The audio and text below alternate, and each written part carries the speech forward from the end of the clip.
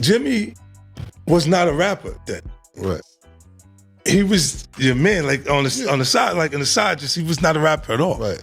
So when Ballin' took place, and I'm looking and I'm going, oh, he having a moment. That's the Lloyd Banks. It's Lloyd Banks thing. He wanted that.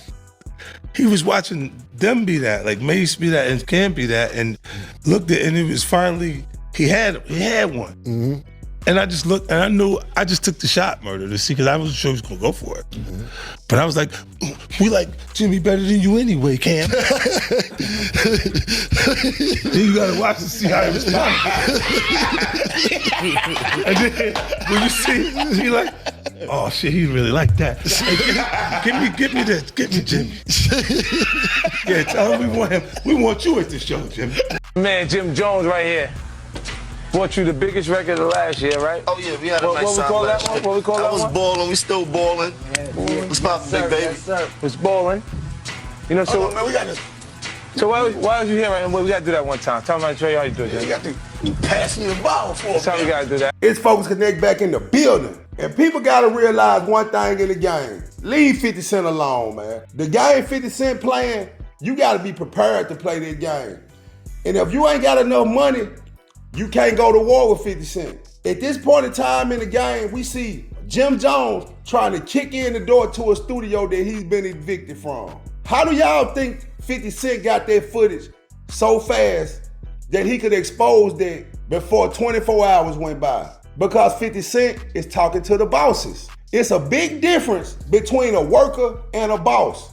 When 50 Cent called these different people, called these different companies, 50 Cent speaking to these people as an equal. 50 Cent can call this studio that Jim Jones is renting from and have a conversation about buying it. So who do you think they'll respect more? That person who can buy it and take the headache off their hand of waiting on rent every month, or take the side of the person who may possibly come up short or pay late, as we can see what's going on with Jim Jones. And this feud has been going on for a while, where 50 Cent spoke against Jim Jones and pretty much said how he played on Jim Jones when he had him on the Rap City in the Basement talking about the Ballin' song. 50 Cent made it clear that he read straight through Jim Jones, and he saw how excited and happy Jim Jones was to feel like he was above Cameron at the time. And people that was around during that time, we already know 50 Cent and Cameron was beefing.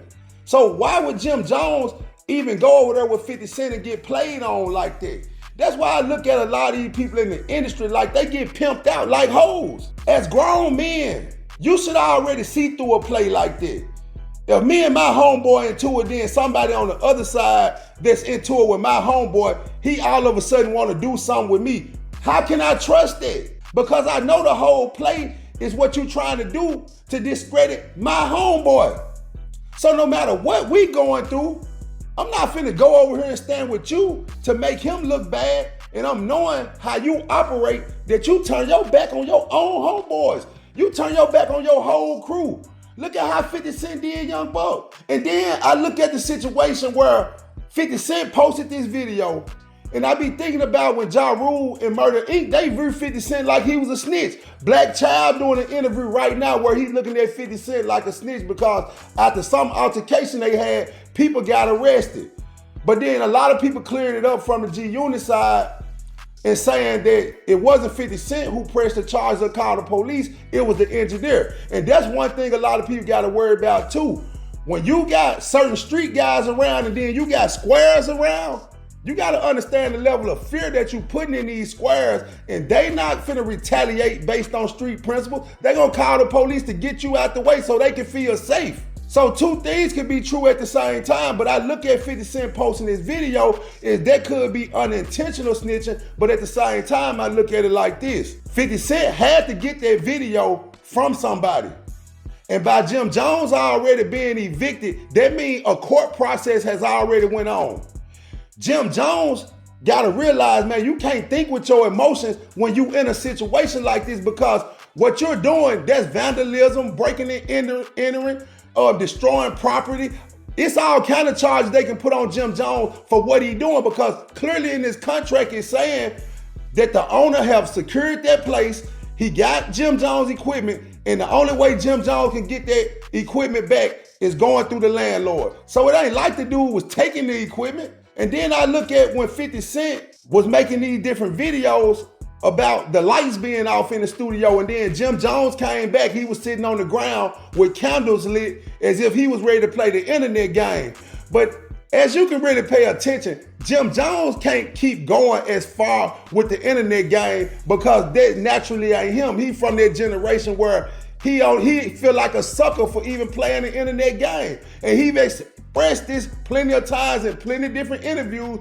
And the way 50 Cent understand the media and understand the stronghold he have over the industry, 50 Cent is ready to play ball. So just like what Tupac said back in the day, you wanna go to war, you gotta make sure you have your money right. And a lot of people that's going against 50 Cent, they finances ain't in the right place to be beefing with 50. Because when you start beefing with people like 50 Cent, man, your family members and friends, you know, people will cross you out and get this man information to destroy you just for a piece of chump change. Look at how 50 Cent played Rick Ross' baby mama. It's so many different situations that 50 Cent have showed the extent he will go to win. And if you ain't willing to go as low and as how far 50 Cent willing to go, man, you just need to sit the battle out, because you fighting a war that you cannot win. Whether we call 50 Cent petty, whether we call him a snitch, whether we agree with what he doing or not, you can't disagree with the fact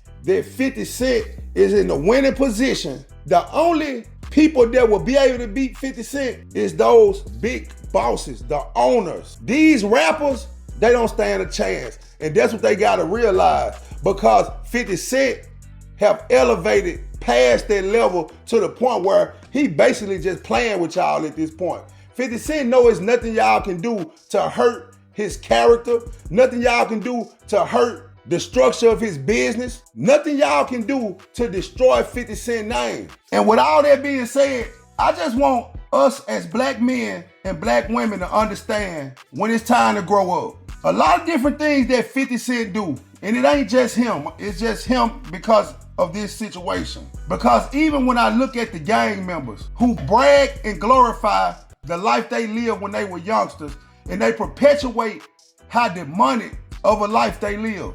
And we have to understand that the generation that's coming behind us, they don't have good examples. Our guys now that get successful, that get this money, they perpetuate an image that can only destroy us or set us back. When I came up, the older gentlemen, 40, 50 years old, they gave us a lot of guidance, knowledge, wisdom, and understanding. Crackheads even used to give you good quality advice. But now we got guys that are successful, that have crossed the finish line.